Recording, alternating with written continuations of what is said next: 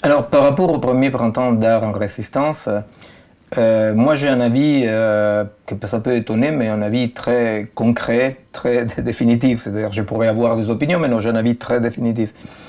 Je crois quand même que pour commencer à résister, il faut essayer de sortir de la déferlante d'informations en permanence, plus ou moins frelatées, bon, sortir de cette sensation d'impuissance dans laquelle il y a presque une jouissance malsaine de l'impuissance, non? Et comment on sort de ça? Comment on sort de ça? Eh bien, moi, personnellement, je ne pense pas qu'on sort de ça avec un leader charismatique, avec un programme, avec des élections simplement. Moi, je pense que profondément, tout ça, ça peut être important, mais profondément, pour que vraiment des foyers de puissance, de résistance puissent commencer à exister, recommencer à exister, l'art est fondamental parce que l'art est le lieu dans lesquels des nouveaux possibles, à travers des images, commencent à émerger.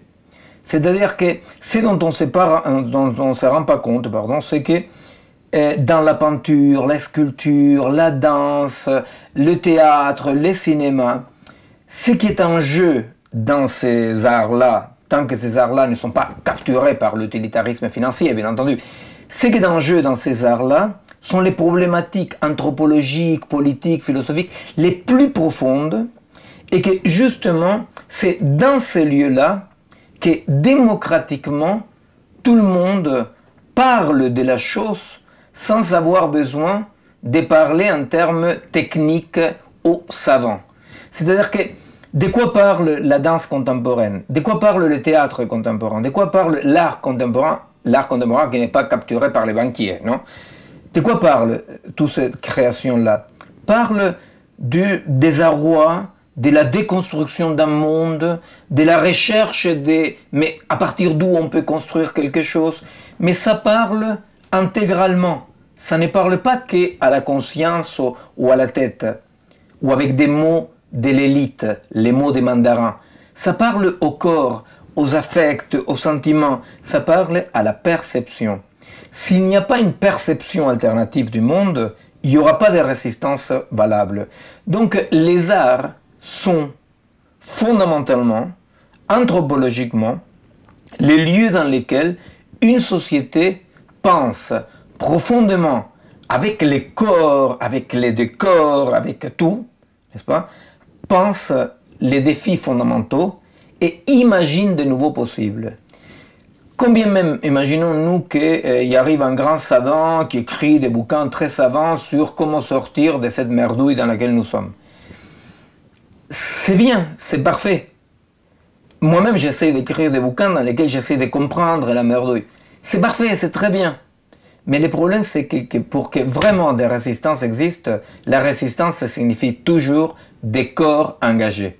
Des corps engagés. Des corps engagés, pas seulement dans la violence, bien entendu, loin s'en faut. Des corps engagés dans une chorégraphie, des corps engagés dans un film, des corps engagés dans un documentaire. Des corps, c'est-à-dire des corps, et non pas la virtualisation de la clique militance, non? C'est-à-dire, j'ai fait clic pour être d'accord avec une pétition, je sais pas quoi.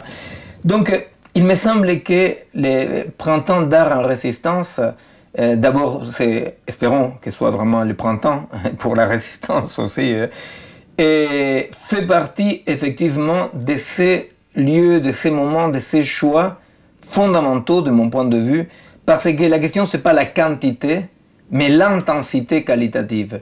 Et l'intensité, c'est ça. C'est-à-dire, aujourd'hui, ce qu'il faut, c'est que des gens, concrètement, sentent affectivement, corporellement, physiquement, en proximité, de quoi il s'agit ce monde si complexe. Et je vous répète, pour moi, la complexité n'est abordable pour un peuple, pour les gens, qu'à travers les arts.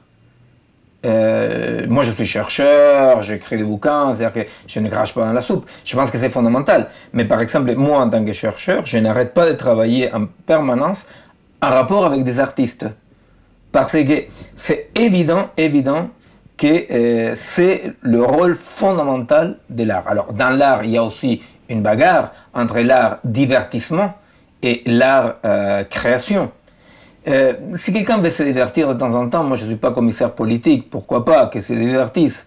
Mais c'est fondamental de comprendre que c'est dans cette production de nouvelles images qu'il y aura les ressorts pour la résistance, non ?